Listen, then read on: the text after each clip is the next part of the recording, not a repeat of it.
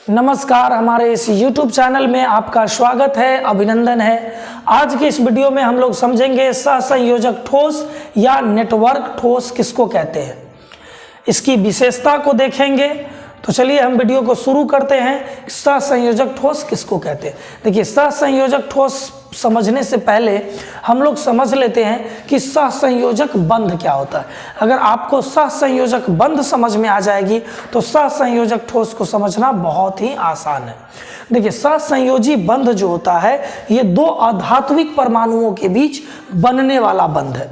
यानी कि सिंपली इसका परिभाषा कर लेते हैं कि दो अधात्विक परमाणुओं के बीच इलेक्ट्रॉन की समान साझेदारी से निर्मित बंध को हम लोग क्या कहते हैं, सहसंयोजक बंध कहते हैं, कोवेलेंट बॉन्ड कहते हैं। एग्जाम्पल में इसको देख लेते हैं एग्जाम्पल से कि क्या किस बंध को हम लोग कहेंगे कोवेलेंट बॉन्ड। देखिए, ऑक्सीजन के निर्माण में ऑक्सीजन के बाह्यतम कक्षा में 6 इलेक्ट्रॉन होते हैं। इसका अरेंज इस तरह से होता है, 2 लोन पेयर होते हैं इसमें और 2 बॉन्ड पेयर होते हैं। फिर दूसरा ऑक्सीजन ले लेंगे, इसके पास भी बाह्यतम कक्षा में 6 इलेक्ट्रॉन, तो 2 क्या हो जाते हैं इसमें लोन पेयर और 2 क्या हो जाते हैं बॉन्ड पेयर। ये आपस में क्या करते हैं, सहसंयोजी बंध का निर्माण करते हैं। मतलब आपस में इलेक्ट्रॉन की क्या करते हैं, समान साझेदारी करते हैं। और समान साझेदारी के फलस्वरूप किसका निर्माण होता है, O2 अणु का निर्माण होता है। अब देखिए, ये जो बंध बना इसके बीच, ये वाला जो बंध बना है डबल बॉन्ड, इसी को हम लोग क्या कह लेते हैं, कोवेलेंट बॉन्ड कह लेते हैं, सहसंयोजी बंध कह लेते हैं। और इसके फलस्वरूप जिस यौगिक का निर्माण होता है, इस बंध के फलस्वरूप जो नया यौगिक बनता है, इसी को हम लोग क्या कहते हैं, सहसंयोजी यौगिक कहते हैं। चलिए, ये बात समझ में आ गई होगी कि सहसंयोजी बंध किसको कहते हैं। अब देखिए, सहसंयोजी ठोस भी आपको समझ में आ जाएगा। देखिए, सहसंयोजी ठोस का मतलब हुआ कि 2 अधात्विक परमाणु के मिलने से, 2 अधात्विक परमाणु के जुड़ने से जिस यौगिक का निर्माण होता है, जिस ठोस पदार्थ का निर्माण होता है, उसको हम लोग क्या कहते हैं, सहसंयोजक ठोस कहते हैं। देखिए, इनके अवयवी कण क्या होते हैं, अधातु होते हैं तनका, तथा इनके अवयवी कणों के बीच कौन सा बंध पाया जाता है, सहसंयोजक बंध पाया जाता है।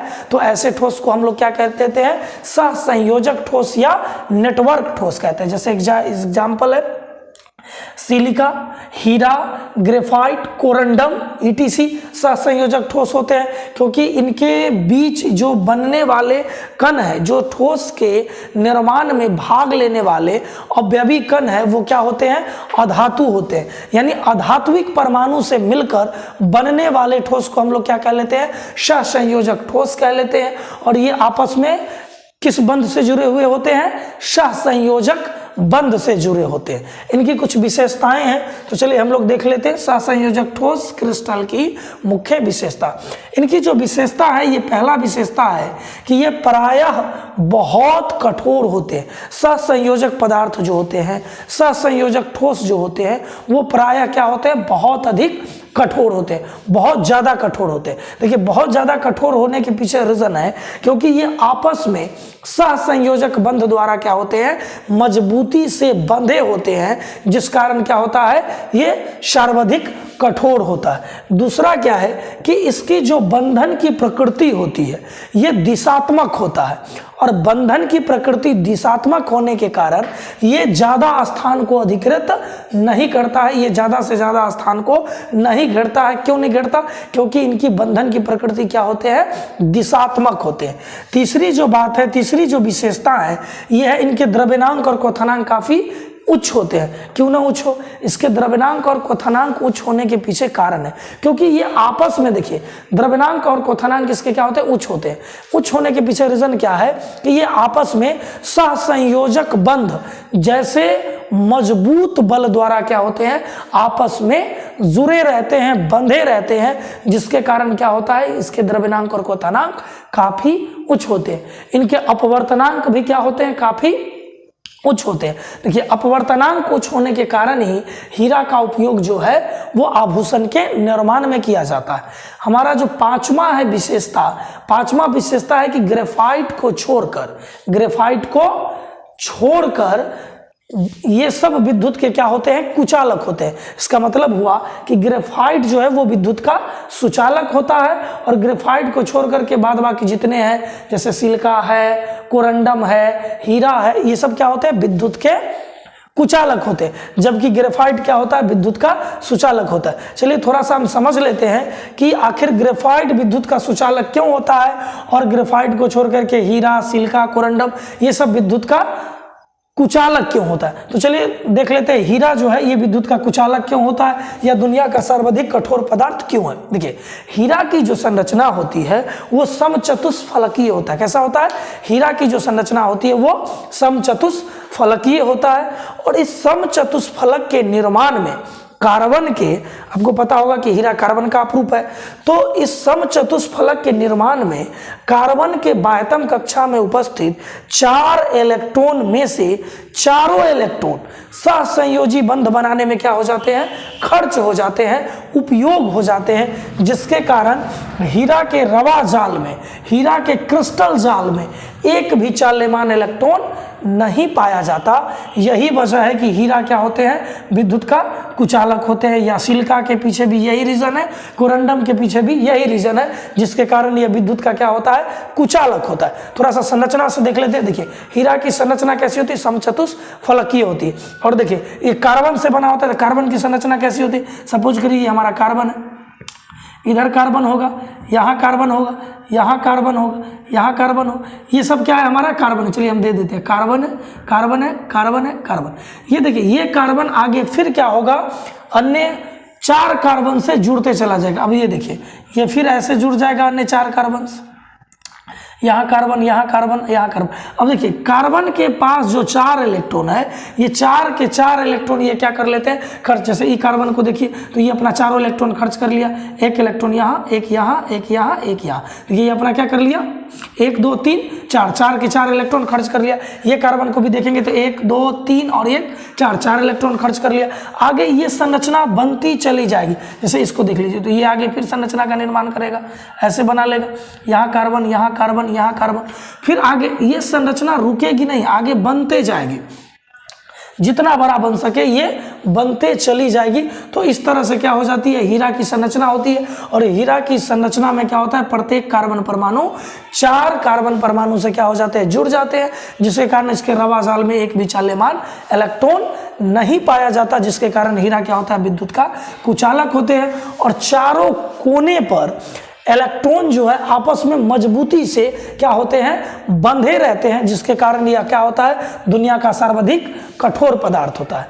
अब चलिए हम लोग देख लेते हैं, बात समझ में आ गई होगी। अब हम लोग देखते हैं कि ग्रेफाइट विद्युत का सुचालक क्यों होता है। ग्रेफाइट विद्युत का सुचालक क्यों होता है। देखिए ग्रेफाइट की जो संरचना है वो षटकोणीय जालक के समान होती है। ग्रेफाइट की संरचना कैसी होती है, षटकोणीय जालक के समान। देखिए ग्रेफाइट की संरचना कुछ इस तरीके से होता है, ये जो डॉट पॉइंट दिए ये कार्बन, इसको समझिएगा। ग्रेफाइट की संरचना कुछ ऐसी होती है, इस तरह से ग्रेफाइट की संरचना होती है। गौर करिएगा, इसमें बात आपको समझ में आ जाएगी कि ग्रेफाइट विद्युत का सुचालक क्यों होता है। ये संरचना आगे फिर फैलेगा ऐसे, फिर ये नीचे की तरफ जाएगा, फिर ये ऐसे बनेगा। देखिए ये बंद नहीं होगा, ये जाल बनते चला जाएगा। फिर यहां ऐसे बनेगा, इधर देख लेते हैं इसको। फिर ऊपर ऊपर बनाएंगे तो ऊपर ऐसे बन जाएगा, फिर ये ऐसे बन जाएगा, फिर ये ऐसे बन जाएगा, फिर यहां से ये ऐसे बन जाएगा, फिर यहाँ से ये ऐसे बन जाएगा। ये जाल रुकने वाले नहीं है, ये पूरा बृहत जाल का निर्माण करेगा, एक बहुत बड़ा जाल का निर्माण करेगा। ऐसे ये ऊपर बढ़ाएंगे तो ऐसे बढ़ जाएगा, ऐसे बनेगा, फिर ये कहाँ जाएगा, ऐसे, फिर ये कहाँ जाएगा, ऐसे। यानी इस तरह से पूरा ग्रेफाइट का क्या होता है, एक जाल का निर्माण होता है, एक संरचना का निर्माण होता है। अब इस संरचना में एक चीज गौर करने वाली बात है कि देखिएगा जो ये कार्बन परमाणु है ये 3 कार्बन परमाणु से जुड़े हुए, एक इधर, एक इधर और एक इधर। यानी कार्बन के बाह्यतम कक्षा में जो उपस्थित 4 इलेक्ट्रॉन है उसमें से मात्र कितने इलेक्ट्रॉन खर्च हुए हैं, 3 इलेक्ट्रॉन ही खर्च हुए हैं। इसके पास एक चाल्यमान इलेक्ट्रॉन बचा हुआ, और इस तरह से पूरे रावाजाल में कई चाल्यमान इलेक्ट्रॉन बच जाते हैं, जिसके कारण ग्रेफाइट क्या होता है, विद्युत का सुचालक हो जाता है। जबकि हीरा में हम लोग देखे थे कि ये विद्युत का क्या होता है, कुचालक, क्योंकि इसके कार्बन के बाध्यम कक्षा में उपस्थित 4 के 4 इलेक्ट्रॉन क्या होते हैं, सहसंयोजी बंध बनाने में उपयोग हो जाते हैं, खर्च हो जाते हैं। तो आशा करते हैं कि आपको ये समझ में आया होगा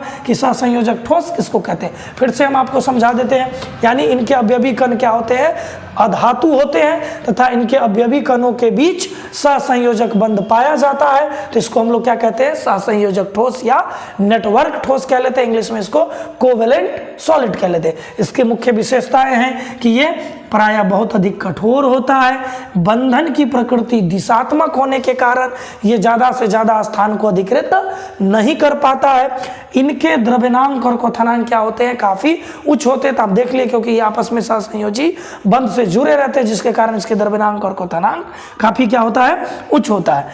इनके अपवर्तनांक भी क्या होते हैं, काफी उच्च होते हैं। ग्रेफाइट को छोड़ करके शेष जो भी सहसंयोजक क्रिस्टल है वो विद्युत के क्या होते हैं, कुचालक होते हैं, जबकि ग्रेफाइट विद्युत का क्या होता है, सुचालक होता है। क्यों सुचालक होता है, हम अभी आपको बताएं कि ग्रेफाइट की संरचना जो है षटकोणीय जालक के समान होती है, और इस षटकोणीय जालक के निर्माण में प्रत्येक कार्बन परमाणु जो है अपने बाध्यम कक्षा के 4 इलेक्ट्रॉन में से 3 इलेक्ट्रॉन को ही खर्च करते हैं। एक चाल्यमान इलेक्ट्रॉन कार्बन के पास बचा हुआ रह जाता है, जिसके कारण यह क्या करता है, विद्युत का चालन करता है। जबकि हीरा की जो संरचना होती है वो कैसी होती है, षटकोणीय होती है, और इसके निर्माण में कार्बन के बाध्यम कक्षा में उपस्थित 4 इलेक्ट्रॉन क्या हो जाते हैं, वह हो जाते हैं, खर्च हो जाते हैं, जिसके कारण हीरा या अन्य सहसंयोजक ठोस जो है वो विद्युत के क्या होते हैं, कुचालक होते हैं। चलिए, अगर बात आपको समझ में आ गई तो फटाफट नोट करिए। इसके बाद हम आपको बताते हैं आणविक ठोस के बारे में कि आणविक ठोस किसको कहते हैं।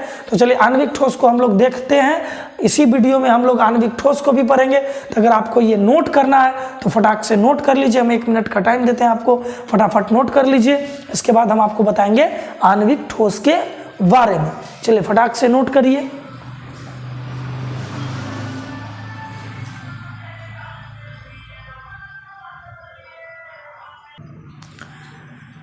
चलिए, अब हम लोग देखते हैं आणविक ठोस को। आणविक ठोस किसको कहते हैं, मोलाक्यूलर क्रिस्टल किसको कहते हैं। देखिए, शब्द से ही स्पष्ट है, आणविक ठोस यानी इनके जालक बिंदुओं पर अणु होते हैं। इनके जालक बिंदुओं पर क्या होते हैं, अणु होते हैं, तथा जिन पर कोई आवेश नहीं होता है। यानी ऐसे ठोस के जालक बिंदुओं पर क्या होते हैं, अणु होते हैं, तथा इन पर कोई आवेश नहीं पाया जाता है, तथा इस पर जो बल कार्य करता है, इसके जो अणु को बांध कर रखने वाला जो बल है वो कमजोर वांडर वाल्स बल होते हैं। क्या होता है, कमजोर वांडर वाल्स बल। इसी को हम लंदन फोर्स या डुप्पल फोर्स भी कह लेते हैं। ये इस फोर्स के बारे में आप 11th में पढ़े होंगे। यानी कि वैसा ठोस जिसके अवयवी कण अणु होते हैं तथा जिन पर कोई आवेश नहीं होता है, तथा ऐसे ठोस पदार्थ में कमजोर वांडर वाल्स बल कार्य करते हैं, जो परमाणुओं या अणुओं को एक साथ क्या करके रखता है, बांध करके हुए रखे रहता है। तो ऐसे ठोस को हम लोग क्या कहते हैं, आणविक ठोस कहते हैं। एकदम बिल्कुल स्पष्ट है, आप समझने की कोशिश करिए तो आपको एकदम आसानी से समझ में आएगा। यानी आणविक ठोस शब्द से ही स्पष्ट है कि ऐसे ठोस जिनके अवयवी कण क्या होते हैं, अणु होते हैं, तथा जिन पर कोई आवेश नहीं होता है, और इनके कणों के बीच कमजोर वांडर वाल्स बल कार्य करते हैं। तो ऐसे ठोस को हम लोग क्या कहते हैं, आणविक ठोस कहते हैं। चलिए देखते हैं ये ठोस कितने प्रकार के होते हैं। देखिए, ये आणविक ठोस जो है मुख्यतः कितने प्रकार के होते हैं, मुख्यतः 3 प्रकार के होते हैं। आणविक ठोस मुख्यतः कितने प्रकार के होते हैं, 3 प्रकार के। एक को कहते हैं ध्रुवीय आणविक ठोस यानी पोलर मोलिक्यूलर सॉलिड। दूसरे को कहते हैं अध्रुवीय आणविक ठोस यानी नॉन पोलर मोलिक्यूलर सॉलिड। और तीसरे को कहते हैं हाइड्रोजन आवंधित आणविक ठोस यानी H बॉन्ड मोलिक्यूलर सॉलिड। देखिए, हाइड्रोजन आवंधन मोलिक्यूलर सॉलिड किसको कहेंगे, अध्रुवीय आणविक ठोस यानी नॉन पोलर मॉलिक्यूलर सॉलिड किसको कहेंगे?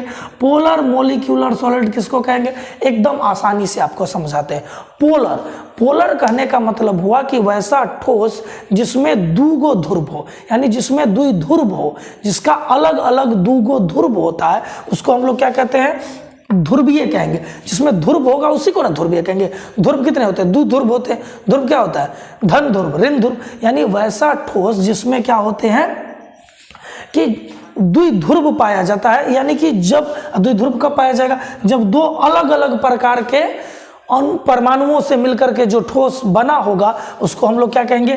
ध्रुवीय आणविक ठोस कहेंगे। जो समान प्रकार के परमाणु से मिलकर के कोई ठोस बना होगा तो उसको हम लोग क्या कहेंगे? अध्रुवीय आणविक ठोस कहेंगे। और जिस ठोस में हाइड्रोजन बंध पाया जाता होगा उसको हम लोग क्या कहेंगे? हाइड्रोजन बंधित मॉलिक्यूलर सॉलिड कहेंगे ना। हाइड्रोजन बंधित मॉलिक्यूलर सॉलिड कहेंगे। अच्छा देखिए, इसको थोड़ा सा समझ लीजिए। ध्रुवीय आणविक ठोस, इसको एग्जांपल से बताते हैं आपको। ध्रुवीय आणविक ठोस कहने का मतलब हुआ कि वैसा ठोस जिसके संगठक कण दो अलग अलग परमाणु होते हैं। क्या होते हैं? दो अलग अलग परमाणु होते हैं, यानी इसकी इलेक्ट्रोनिगेटिविटी में क्या पाई जाती होगी? अंतर पाई जाती होगी। यानी वैसा आणविक ठोस जो दो अलग प्रकार के परमाणुओं से मिलकर के बना होगा तथा जिसके इलेक्ट्रोनिगेटिविटी में, विद्युत ऋणात्मकता में अंतर पाया जाता है, उसको हम लोग क्या कहते हैं? ध्रुवीय आणविक ठोस कहते हैं। क्या कहते हैं? ध्रुवीय आणविक ठोस कहते हैं। जैसे इसका एग्जांपल देख लेंगे ध्रुवीय आणविक ठोस का। हम आपको इसका परिभाषा भी लिखा देंगे, आप आसानी से लिख लीजिएगा। पहले इसको समझ लेते हैं कि ध्रुवीय आणविक ठोस कहते हैं किसको है। जैसे सपोज करिए आपको हम फटाक से एक प्रैक्टिकल के जरिए समझाने का कोशिश करते हैं। जैसे देखिए, मेरे पास दो डिफरेंस कलर का मार्कर है, एक ब्लू है और एक काला है। देखिए, इसको क्या करेंगे कि ब्लू वाले को देखिए, इसका एक ये सिरा हो गया, सपोज करिए ये धन सिरा है और ये ऋण सिरा है, और इसका सपोज करिए ये धन सिरा है और ये ऋण सिरा है। सपोज करिए कि दोनों धन को आपस में जबरदस्ती जोड़ दिए, बांध दिए इसको मजबूती से। अब इधर से कहीं से आवेश आ जा नहीं सकता, इसको एकदम मजबूती से बांधे हुए। तो देखिए, इधर भी ऋण इधर भी ऋण, यानी इसके पास द्वि ध्रुव नहीं है, इसके पास दूगो ध्रुव नहीं है, दोनों तरफ ऋण ध्रुव है। लेकिन इसी को जब एक पॉजिटिव को एक निगेटिव से बांध दिया, ठीक है, तो इसके पास दूगो ध्रुव है। देखिए, एक इधर पॉजिटिव एक इधर निगेटिव, यानी जब दो डिफरेंस प्रकार के परमाणु से कोई यौगिक का, कोई ठोस का निर्माण होगा तो उसको हम लोग क्या कहेंगे? ध्रुवीय आणविक ठोस कहेंगे, क्योंकि इसकी इलेक्ट्रोनिगेटिविटी में क्या पाई जाएगी? अंतर पाई जाएगी। लेकिन अध्रुवीय ठोस उसको कहेंगे जिसके इलेक्ट्रोनिगेटिविटी में कोई अंतर नहीं पाई जाएगी, दो समान परमाणु से ही मिलकर के बना होगा, तो उसको हम लोग क्या कहेंगे? अध्रुवीय आणविक ठोस कहेंगे। अब देखिए, ध्रुवीय आणविक ठोस को एग्जाम्पल से हम लोग देख लेते हैं कि ध्रुवीय आणविक ठोस किसको कह लेंगे। जैसे हम देखते हैं HCl को, किसको देखते हैं? HCl को। देखिए, HCl हाइड्रोक्लोरिक अम्ल। देखिए, HCl में दो अलग अलग परमाणु, एक हाइड्रोजन है और एक क्लोरीन है। इसकी इलेक्ट्रोनिगेटिविटी में क्या पाई जाती है? अंतर पाई जाती है। इसका निर्माण कैसे हुआ? HCl का निर्माण कैसे हुआ? तो ऊपर देख लेते थोड़ा सा। HCl का निर्माण देखिए, HCl के निर्माण में हाइड्रोजन क्लोरीन से बंधा होगा, और जब हाइड्रोजन आंशिक रूप से डेल्टा पॉजिटिव हुआ होगा तो क्लोरीन क्या हो गया होगा? आंशिक रूप से डेल्टा नेगेटिव हुआ होगा। तो इसमें क्या है? द्विध्रुव पाया जा रहा है। तो इसलिए ऐसे ठोस को हम लोग क्या कहेंगे? ध्रुवीय आणविक ठोस कहेंगे। क्या कहेंगे? ध्रुवीय आणविक ठोस। आप सिंपली याद रख लीजिएगा कि आप ध्रुवीय और अध्रुवीय यौगिक में भी अंतर आपको पता चल जाएगा कि ध्रुवीय किसको कहेंगे और ध्रुवीय किसको कहेंगे। आप याद रखिएगा कि दो अलग अलग प्रकार का परमाणु, दो डिफरेंस परमाणु। देखो, यहाँ एक हाइड्रोजन है और एक क्लोरीन है, एक हाइड्रोजन है एक क्लोरीन है, यानी दो अलग अलग परमाणु है, जिसके कारण इसके इलेक्ट्रोनिगेटिविटी में क्या है? अंतर पाया जा रहा है। तो इससे निर्मित जो ठोस होगा इसको हम लोग क्या कहेंगे? ध्रुवीय आणविक ठोस। जैसे NH3 अमोनिया, और क्या हो सकता है एग्जांपल? NH3 अमोनिया, ये कैसा ठोस है? ध्रुवीय आणविक ठोस है। SO2 सल्फर डाइऑक्साइड कैसा ठोस है? ध्रुवीय आणविक ठोस। ये सब कैसा ठोस है? ध्रुवीय आणविक ठोस है। बात समझ में आ गई होगी। ध्रुवीय आणविक ठोस किसको कहेंगे? अब देखते हैं हम लोग अध्रुवीय आणविक ठोस को।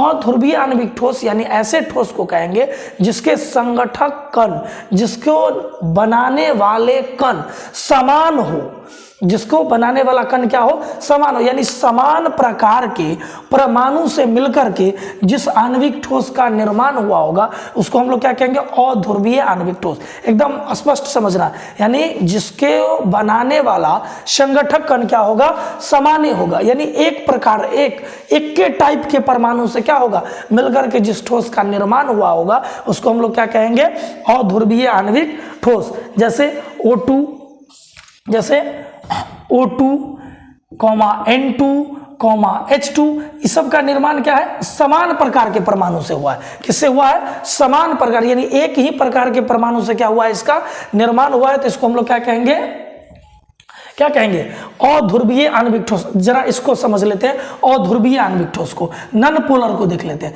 देखिए नन पोलर O2 हम एग्जांपल क्या दिए, नन पोलर का O2। देखिए O2 का जब निर्माण हुआ होगा तो जब इसके बीच जो बंध बना होगा, तो ऑक्सीजन में के बीच जो बंध बना होगा, जैसे समझ करिए ऑक्सीजन के बीच, तो ये इसके बीच सहसंयोजी बंध बना होगा। पिछले मतलब अभी तुरंत जस्ट पीछे देखे हैं कोवेलेंट क्रिस्टल को, तो इसमें क्या कोवेलेंट बॉन्ड होगा, तो यानी ऑक्सीजन इसका जो इलेक्ट्रॉन होगा अरेंज होगा, तो इलेक्ट्रॉन का अरेंज जाना है, यानी कि दूगो क्या हो जाएगा, लोन पेयर, और इसमें दूगो क्या हो जाएगा, बॉन्ड पेयर, फिर इसमें क्या हो जाएगा, दूगो लोन पेयर और दूगो क्या रहेगा, बॉन्ड पेयर। देखिए ये जो आपस में बंध बनाया, तो इसके आपस में बंध बनाने से आपको क्या पता चलता है कि एक कौन पॉजिटिव है कौन निगेटिव है, इसकी बात स्पष्ट नहीं होती।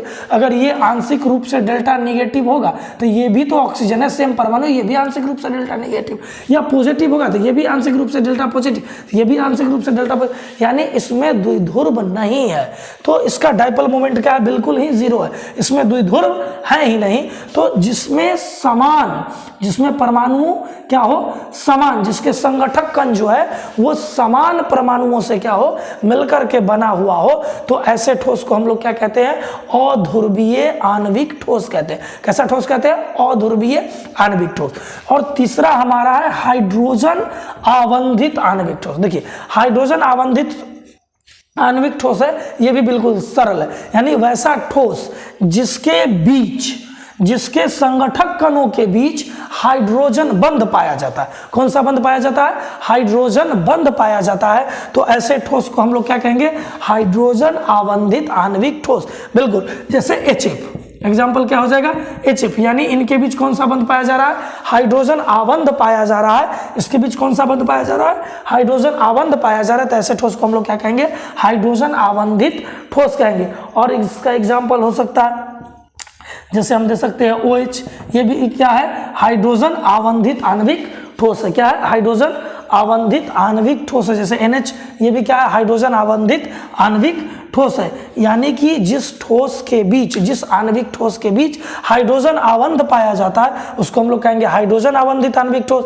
जो समान, जिसके कण समान संगठक परमाणुओं से मिलकर के जिसका निर्माण हुआ होगा उसको क्या कहेंगे, अध्रुवीय आणविक ठोस।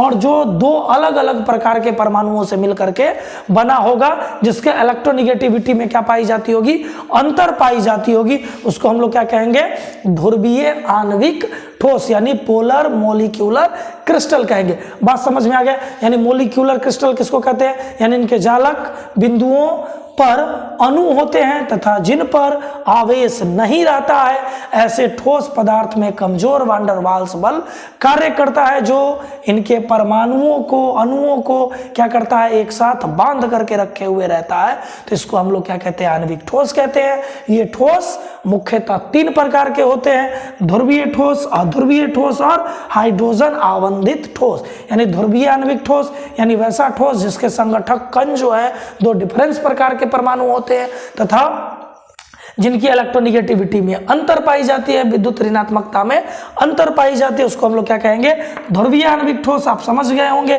कि ध्रुवीय किसको कहते हैं, यानी कि 2 डिफरेंस परमाणुओं से बनने वाला जो यौगिक होगा उसको क्या कह लेंगे हम लोग, ध्रुवीय आणविक ठोस कह लेंगे। और ध्रुवीय आणविक ठोस जो समान परमाणुओं से मिलकर के बनने वाला ठोस होगा उसको हम लोग क्या कहेंगे, अध्रुवीय आणविक ठोस। और जिस आणविक ठोस के बीच हाइड्रोजन बंध पाया जाता होगा उसको हम लोग क्या कह लेंगे, हाइड्रोजन आवंधित आणविक ठोस। तो अगले वीडियो में हम लोग समझेंगे मेटालिक क्रिस्टल को, धात्विक क्रिस्टल को।